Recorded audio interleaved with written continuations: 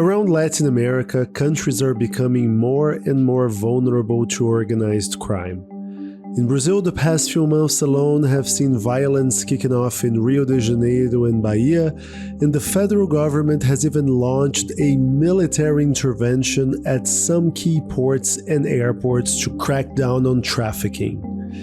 In Ecuador, the homicide rate has doubled in the last year, with international drug trade making what was once a relative island of safety within the region to one of the most dangerous countries in Latin America.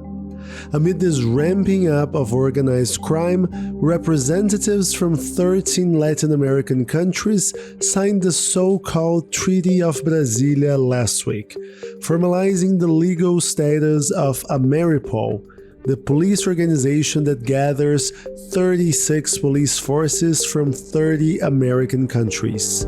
My name is Gustavo Ribeiro, Editor-in-Chief of the Brazilian Report. This is Explaining Brazil.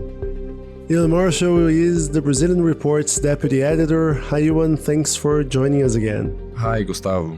So we covered this news in Monday's weekly newsletter on the Brazilian Report. Let's break it down for our listeners. Sure, yeah, so Ameripol is like Interpol, which a lot of people will be familiar with already, as in it's an association gathering police forces from different countries, and it exists to facilitate cooperation between these forces. So for instance, Interpol has criminal databases and communication channels that are accessible to its members. So when there's an investigation that falls under its mandate for something like organized crime or terrorism, Interpol's members can access these databases and communicate with forces around the world. And that's basically the plan for the Americas. So the Americas has its own Interpol now, but one would have thought that they had this sorted out already. Well, that's the thing, because Ameripol has actually existed since 2007, so there is a certain level of cooperation already. But as an organization, it was never recognized under the law, which is what has changed now with the signing of this treaty. With this judicial backing, the idea is that cooperation with other organizations is going to be improved. And you say Ameripol is for the Americas, not just Latin America, I assume. I mean, does that include North America too? Because those lines are often a bit blurred. Yeah, so the US is a member, so is Mexico, but Canada is not. And as we said in the opening, organized crime is becoming more and more prevalent across the Latin American region.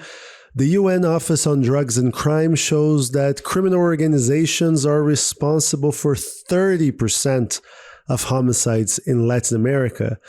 Now, in Brazil, what are the more practical effects that Ameripol could have on the crime situation? Well, according to the Global Organized Crime Index, which was released not long ago, Brazil has got a number of security vulnerabilities that can only be tackled with international cooperation. So beyond drugs, we can say that Brazil has also become a hub for the trafficking of humans, weapons, wildlife, tobacco, alcohol, counterfeit goods, and timber as well, to name but a few.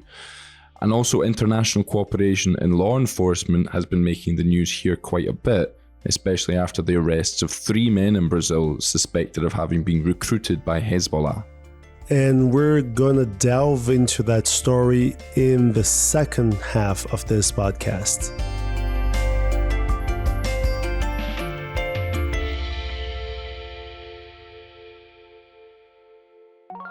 If you like Explaining Brazil, you should subscribe to the Brazilian Report, the journalistic engine behind this podcast. We're an independent organization funded by subscribers, and you can help us stay independent and continue to produce award-winning journalism. And if you are already a subscriber, you can go the extra mile and join our Buy Me a Coffee fan page. In return, you get exclusive perks like special newsletters, behind-the-scenes content, as well as a shout-out here on our podcast.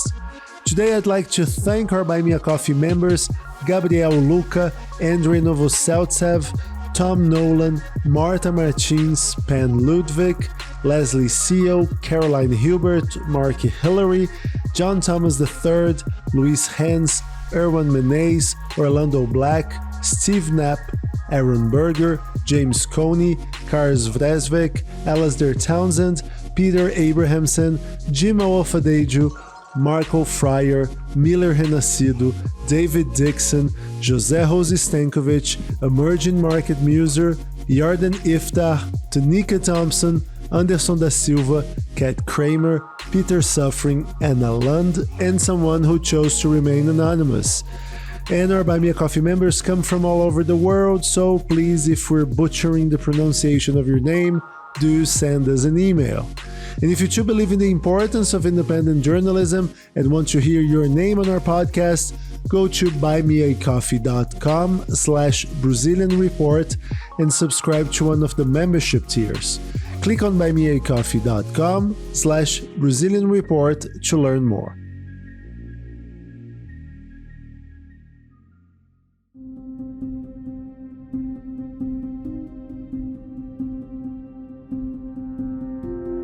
So we're back with Ewan Marshall, the Brazilian Report's deputy editor. Ewan, you mentioned just there that the police arrested alleged members of Hezbollah in Brazil. I mean, what's going on there? Well, this is a federal police operation that first began last Wednesday when 2 people were arrested on suspicion of preparing terrorist attacks in Brazil, soon identified as being in the name of the Lebanese militant group Hezbollah. Now, a third man has been arrested this week in Rio de Janeiro under suspicion of having also been recruited by Hezbollah. So Hezbollah in Brazil. I mean, we have just gone through Brazil's problems with organized crime, but international terrorism is something the country has hardly ever had to deal with, right? I mean, we hosted the Olympic Games in 2016, the World Cup in 2014, and we did not have any trouble with that whatsoever. I think that's exactly what raised so many eyebrows with this news. And also, of course, the context of the Israel-Hamas conflict can kind of turbocharge anything to do with the Middle East and the news cycle. How so in this case? Well, Brazil's federal police gave up very little information about the investigation and its targets last week. And in fact, it was the Israeli government that was responsible for spreading most of this information.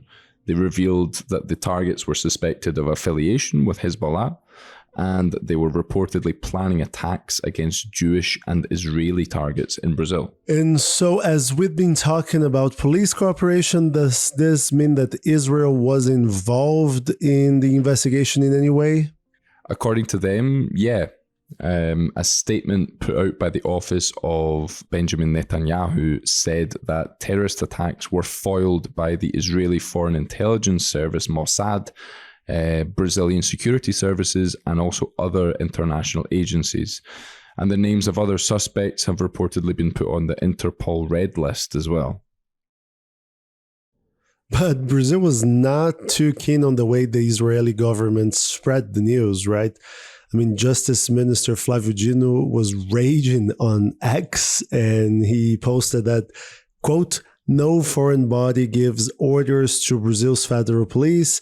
And he also complained about foreign authorities, quote, "using our investigations as propaganda." Yeah, he was very clear to kind of point out that the federal police investigations dated from before the start of the recent Israel-Hamas conflict, trying to kind of play down any potential link between the two things. And he did so by using a lot of capital letters, and I mean, he was not very subtle about it. Talking about Hezbollah, I mean, members of this Lebanese group, they are blamed for the 1994 bombing of a Jewish center in Buenos Aires, which, I mean, was arguably the biggest, most gruesome act of terrorism in Latin America, at least in the past few decades.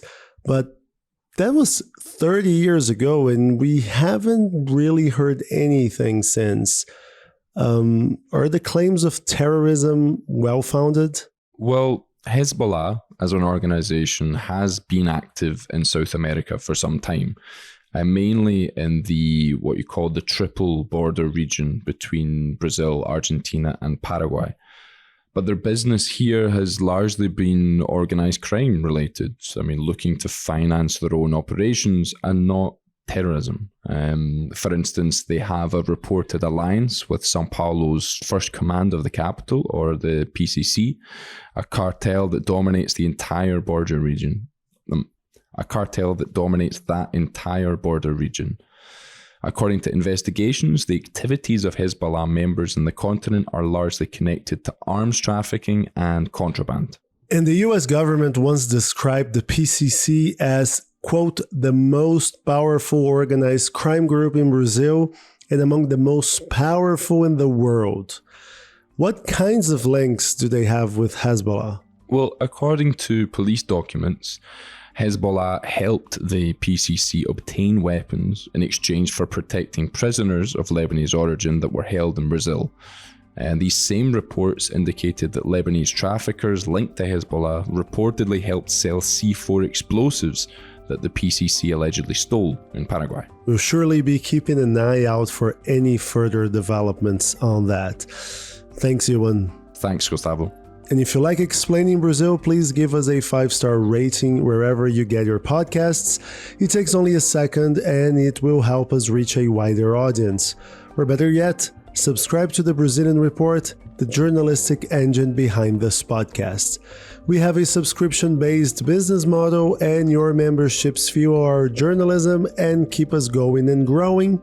Thanks to our subscribers, we have been able to cover Brazil and Latin America extensively, and our work has won and been shortlisted for several international journalism awards.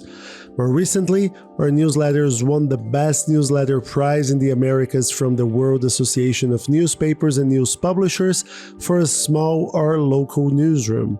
And we're also pleased to announce that we are among the 16 finalists for the 5th annual Prêmio Mosca Journalism Prize, awarded by the prestigious Brazilian news agency Livre.jor. Will be represented by our December 2022 expose on the renting of children by poor Brazilian panhandlers, and the results will be announced very shortly. In order to keep doing that work, we need your support. Go to Brazilian.report/subscribe. I'm Gustavo Ribeiro. Thanks for listening. Explaining Brazil will be back next week.